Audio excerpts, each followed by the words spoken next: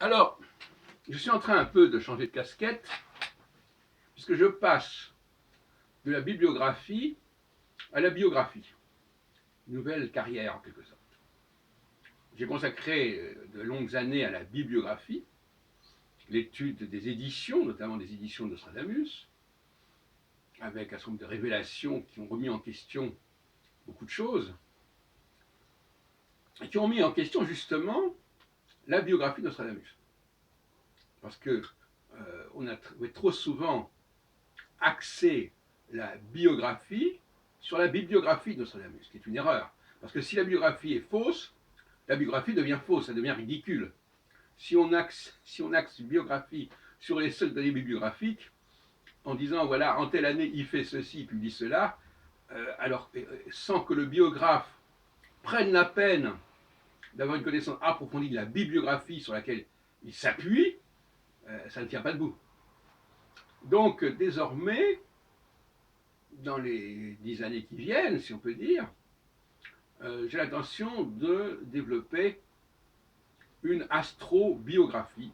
Peut-être qu'elle changera de nom un jour ou l'autre, enfin, pour l'instant c'est comme ça. La discipline astrobiographique qui se distingue de l'astrologie natale, classique, tout autant que de l'astrologie mondiale classique. Donc elle a une position centrale, dont j'ai déjà parlé. Je l'appellerai aussi l'astrologie des transits, puisque le transit, c'est une sorte de concept intermédiaire entre le thème natal et les configurations mondiales dans le ciel.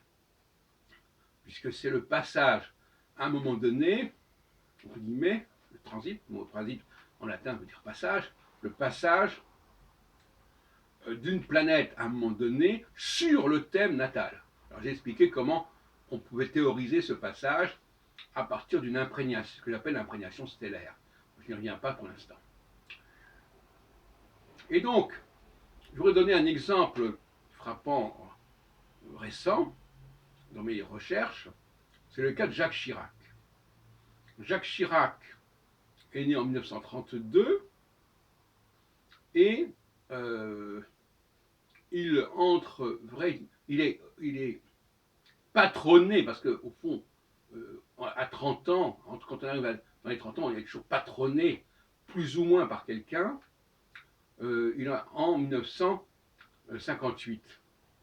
Alors vous verrez ça dans sa biographie. De toute façon, tout ça, c'est sur Wikipédia. On peut trouver toutes les dates qu'on voudra. Et en 69, que je dise pas de bêtises. Alors, donc, en 93, donc 30 ans plus tard, il y a la nouvelle cohabitation. Il y avait la celle de 86 et celle de 93 où il laisse Balladur au pouvoir en tant que Premier ministre, mais il va transformer l'essai en devenant président en 95. 95, qui va d'ailleurs se poursuivre en 2002, donc sur une période quand même assez longue. Voilà, donc on a l'exemple de quelqu'un qui entre vraiment, qui est vraiment lancé en 58 quand il avait même pas 30 ans, et qui aboutit véritablement dans sa carrière aux alentours de 60 ans. Ce qui est un scénario finalement assez classique. Donc, l'astrobiographe, il a une approche particulière, qui est une approche astrologique, en le veuille ou non, et qui vient se confronter aux analyses que peuvent faire les journalistes et les historiens, etc. Puisque l'astrobiographie peut très bien s'appliquer à des périodes beaucoup plus anciennes, évidemment. Et donc là, l'astrologie a sa place.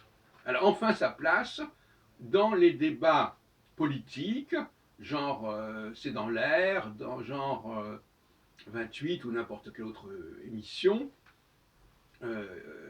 L'astrobiographe, il a sa position, il a ses données, qui ne sont pas simplement des données factuelles comme ceux de ses interlocuteurs, de ceux qui participent à ce genre de discussion, mais il a des données entre guillemets scientifiques.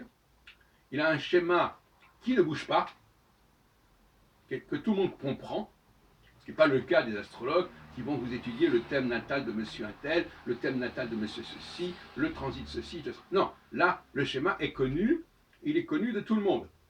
Il est voué être connu de tout le monde. Ce schéma 30, 60, 90, c'est quelque chose qui va être connu de tout le monde dans très peu de temps. On a 4 temps, si on peut dire. Le premier temps, c'est celui de naissance. Le deuxième temps, c'est celui des 28-30 ans. Le troisième temps, c'est celui des 58-60 ans. Et le quatrième temps, c'est celui de 88-90 ans, qui sera de plus en plus important, probablement au 22e siècle, quand la longévité, non pas de toute la population, mais qu'on pourra prolonger considérablement la longévité des personnages importants. Et là, il y aura bon. Et alors,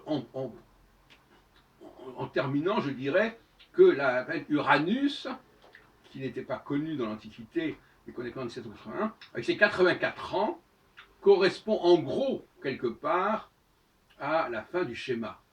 Et c'est intéressant que ça existe comme ça, parce que je pense, ça c'est ma conception théologique, je pense que ce schéma n'est pas le résultat d'une évolution normale de la nature, qu'il est quelque chose qui a été planifié, qui a été structuré, qui a été aménagé par, par des civilisations, disons, très en avance, puisqu'elles sont intervenues dans l'histoire de l'humanité il y a plusieurs milliers d'années.